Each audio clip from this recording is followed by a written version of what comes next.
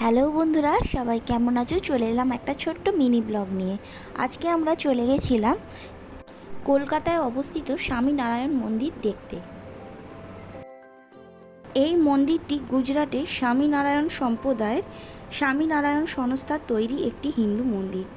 2014 সালে এই মন্দিরটা জনসাধারণের জন্য খুলে দেওয়া হয়।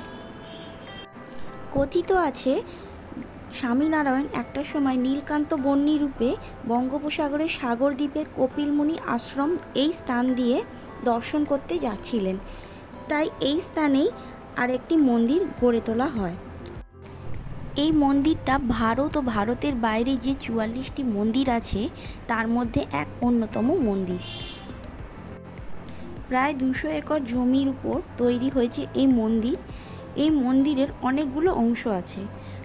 এই মন্দিরটা প্রধানত মার্বেল, রাজস্থানের গোলাপি বেলে পাথর আর লাল পাথর ব্যবহার করে হিন্দু শাস্ত্র ও সংস্কৃতির ঐতিহ্য মেনে তৈরি করা হয়েছে। মন্দিরের ভেতরটায় শান্ত মনোরম পরিবেশ আর বাইরে নানা রকম বাহারি গাছপালা লক্ষ্য করা যায়।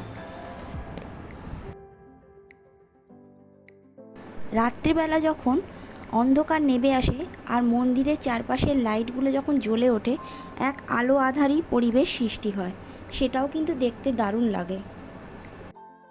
মূল মন্দিরের ভেতরে কোনো রকম ফটোগ্রাফি আর ভিডিওগ্রাফি অ্যালাউ নয়।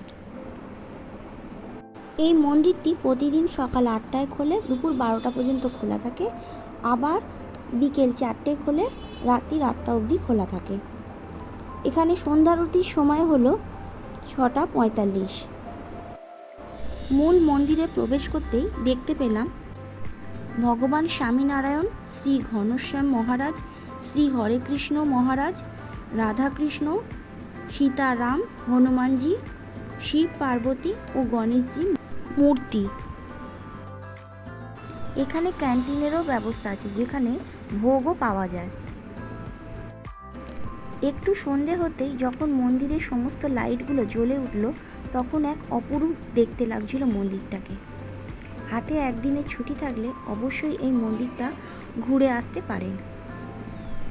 আমার এই ভিডিওটা ভালো লাগলে ভিডিওটাকে একটা লাইক করে দিও, চ্যানেলটাকে সাবস্ক্রাইব করতে ভুলো না, আর বন্ধুদের সাথে ভিডিওটা শেয়ার করে দিও।